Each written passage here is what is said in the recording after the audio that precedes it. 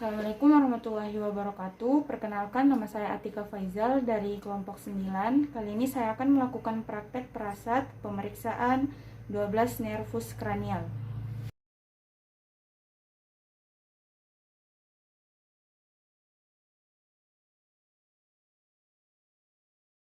Baik, yang pertama adalah nervus olfaktorius, yaitu nervus untuk penciuman, sehingga kita akan mengetes indera penciuman pada pasien.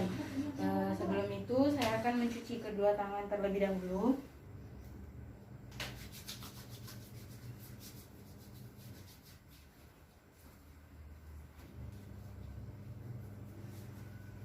Kemudian menggunakan handscoon.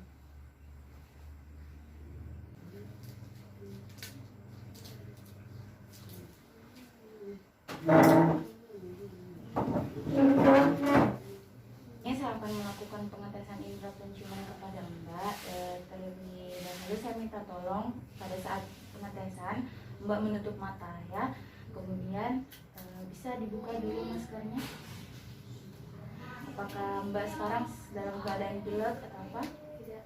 Tidak. Baik.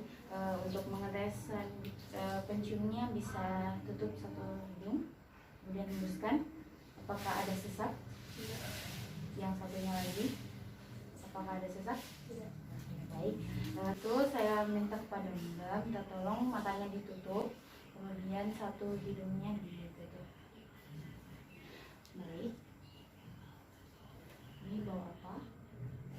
Teh. Ini tembakau. Kemudian ini kopi. Baik, sudah selesai.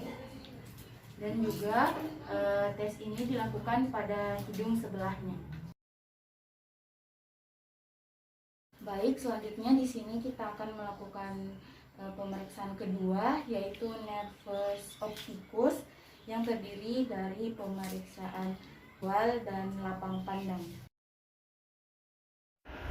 Pertama, minta pasien untuk menutup mata sebelah, kemudian menyuruh pasien untuk menyebutkan angka berapa yang kita tampilkan, ganti dengan mata sebelahnya. 2, 5, 3. Selesai.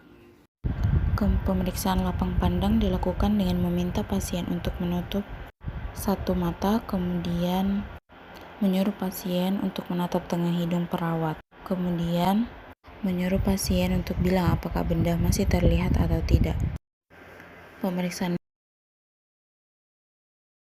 nervus ini meliputi gerakan bola mata dan juga refleks pupil. Menyuruh pasien untuk mengikuti arah benda yang saya gerakkan.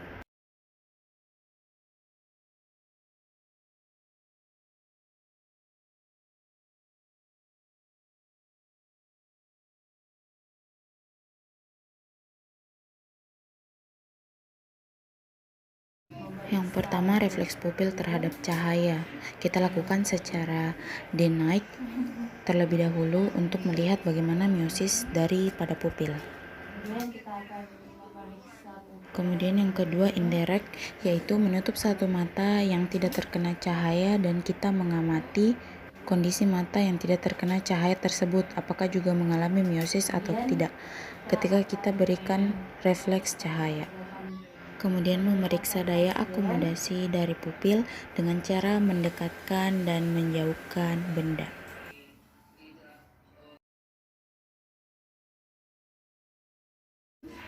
Nervus kelima yaitu trigeminus, yaitu nervus yang menginervasi untuk otot-otot di pengonyahan. Di dalam nervus ini kita akan memeriksa bagaimana fungsi motorik dan juga sensorik. Untuk pemeriksaan motorik, yang pertama minta pasien untuk saling merapatkan gigi dengan kuat. Kemudian kita akan raba musculus masseter apakah adanya kontraksi. Lalu kita lakukan palpasi di daerah musculus temporalis, rasakan apakah adanya kontraksi otot atau tidak. Untuk pemeriksaan sensoris, meminta pasien untuk mengidentifikasi apakah yang diterima berupa benda halus, rasa nyeri atau benda tajam. Meminta pasien untuk menutup mata, kemudian menyuruh pasien. Sebutkan halus atau tajam. tajam, halus, tajam, tajam, halus, tajam. Kemudian menyuruh pasien untuk buka mulut, lakukan penekanan di daerah dagu, kemudian memukul menggunakan palu refleks.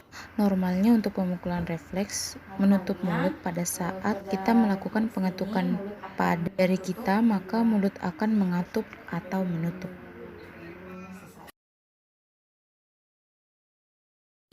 Nervus facialis, kita akan melakukan pemeriksaan sensoris dan motorik. Untuk pemeriksaan motorik, minta pasien untuk memejamkan mata dengan kuat, kemudian perawat akan mencoba untuk membuka. Jika tidak terbuka, menandakan bahwa otot di kelopak mata pasien cukup kuat. Kemudian, suruh pasien buka mata, kemudian angkat alis ke atas sambil dikerutkan dahinya.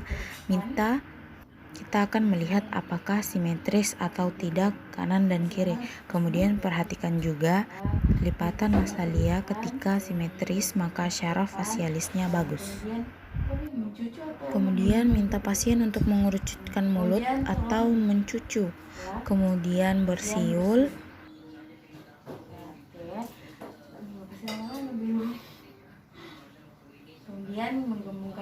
Kemudian menggembungkan pipi, lalu perawat menekan pipi pasien.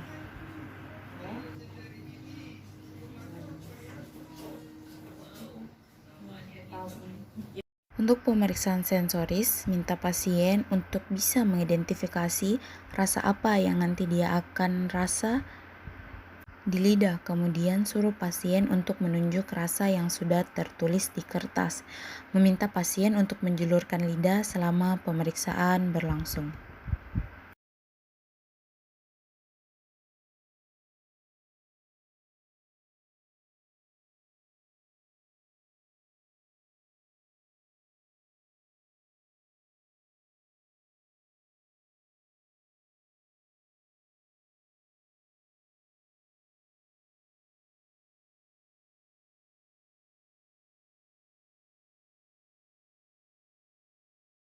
Satu, dua, tiga. Oke. Kemudian jeruk. Oke. Dan yang terakhir lubang.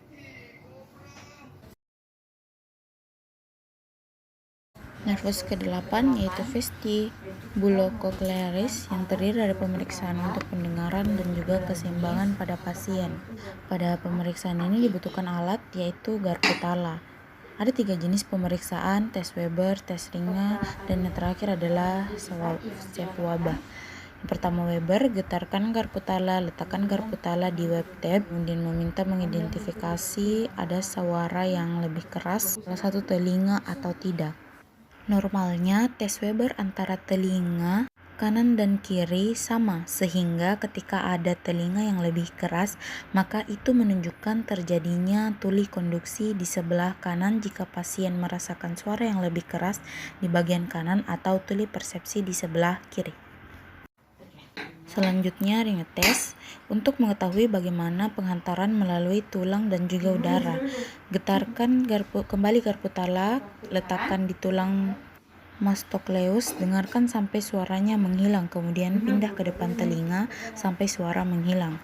Setelah pasien mengatakan suara garpu tala menghilang, kita pindah ke telinga pemeriksa. Normalnya suara garpu tala akan menghilang sama antara pasien dan pemeriksa. Kita akan melakukan juga ke telinga sebelahnya. Tes Schwab untuk mengetahui bagaimana pengantaran suara melalui udara, minta pasien untuk bisa mengidentifikasi apakah suara garpu tala masih terdengar atau tidak, dan juga kepada pemeriksa secara bergantian.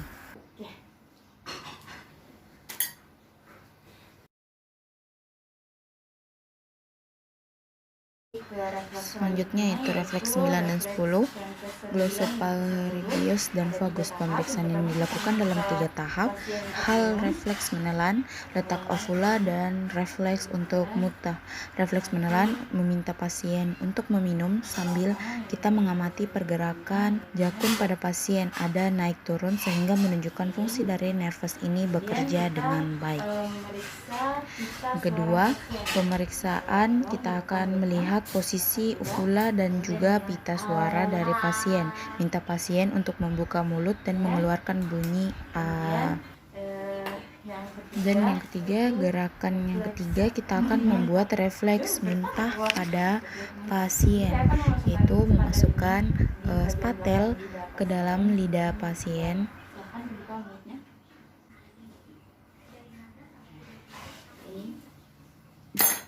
Dan ya, untuk refleks 9 dan 10 sudah selesai.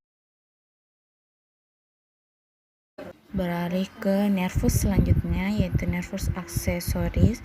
Kita akan melakukan pemeriksaan ini pada 2 muskulus, yaitu muskulus sternocleido mystiodius dan juga musculus trapezius. Pemeriksaan pertama, minta pasien untuk menengok ke salah satu sisi dan kita coba menahan arah dari pasien tersebut untuk mengidentifikasi adanya kontraksi atau tidak. Untuk pemeriksaan kedua, musculus trapezius, melihat bagaimana kondisi bahu dari pasien. Normalnya bahu kanan dan kiri harusnya simetris, namun pada kondisi terjadinya paralesis, maka bahu akan jatuh pada satu sisi ke salah satu sisi. Minta pasien untuk mengangkat kedua bahu dan kita coba untuk menahannya. Dari pemeriksaan terlihat bahwa fungsi dari nervus ke-11 pasien ini baik.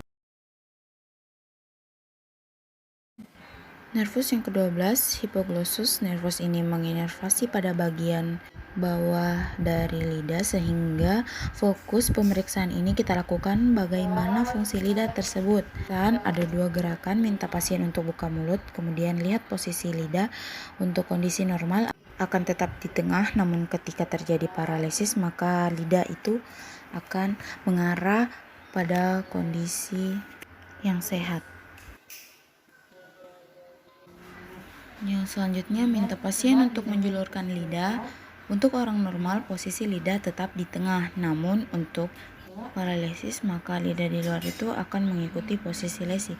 Jadi pada pasien yang mengalami lesi sebelah kiri, maka lidah yang dijulurkan ke depan akan jatuh di sebelah kiri. Jika lesi sebelah kanan, maka akan jatuh di sebelah kanan.